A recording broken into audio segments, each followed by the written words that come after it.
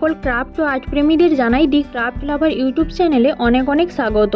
আজকে তোমাদের জন্য একটি ভীষণই সহজ ফেব্রিক চোকারের ভিডিও নিয়ে এসেছি। এটি বানানোর জন্য দেখো আমি প্রথমে 1.5 সেমি ব্যাসার্ধের একটি কার্ডবোর্ড নিয়েছি। কার্ডবোর্ডটির ওপরে ফেব্রিক গ্লু লাগিয়ে নীল রঙের কাপড় লাগিয়ে নিচ্ছি। তোমাদের কাছে যদি নীল রঙের কাপড় না থাকে তাহলে তোমরা যে কোনো লাইট কালারের কাপড় নিয়ে তার উপরে নীল ফেব্রিক কালার করে নিও। যেহেতু এই চোকারটি শিবরাত্রি স্পেশাল, তার জন্য আমি এর ওপরে একটি বেলপাতা এঁকে নিচ্ছি প্রথমে পেন্সিল দিয়ে, তারপরে এর ওপরে ফেব্রিক গ্লু দিয়ে সুতো লাগিয়ে নেব। এইভাবে দেখো আমি লাইট গ্রিন কালারের সুতোটাকে আস্তে আস্তে সূচের সাহায্যে এইভাবে আটকে দিচ্ছি। তোমরা সূচের পরিবর্তে যে কোনো সূক্ষ্ম টাইপের জিনিস ইউজ করতে পারো।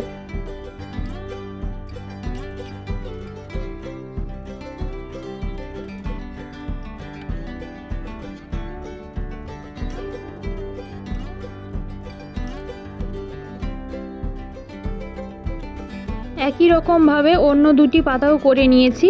এবারে দেখো পাতার মিডিল অংশটাতে ফেব্রিক গ্লু দিয়ে ডার্ক গ্রিন কালারের সুতো লাগিয়ে নিচ্ছি।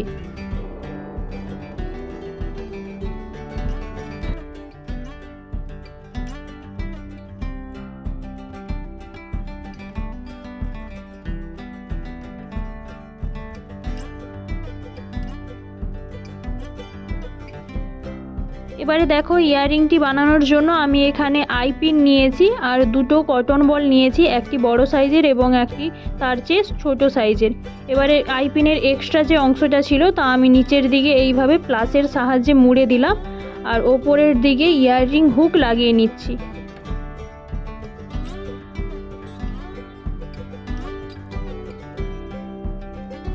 একই রকমভাবে অন্যটাও করে নিয়েছি।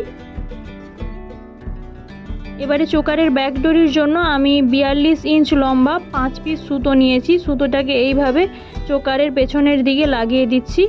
মিডিল অংশটা লাগাবে, সুতোর যে মিডিল অংশটা সেইটা চোকারের মিডিলে লাগাবে।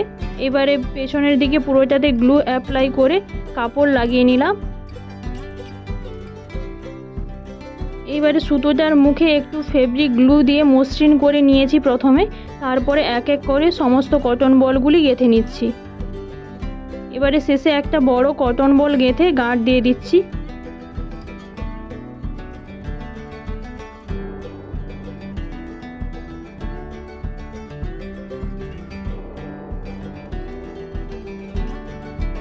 একই রকমভাবে অন্য সাইডটিও করে নিলাম।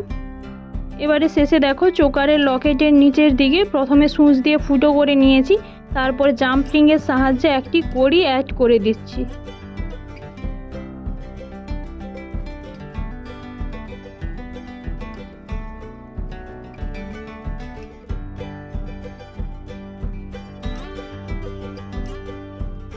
যদি তোমাদের এই ভিডিওটি ভালো লেগে থাকে তাহলে প্লিজ লাইক করো এবং তোমাদের মতো গয়না প্রেমীদের সাথে শেয়ার করো।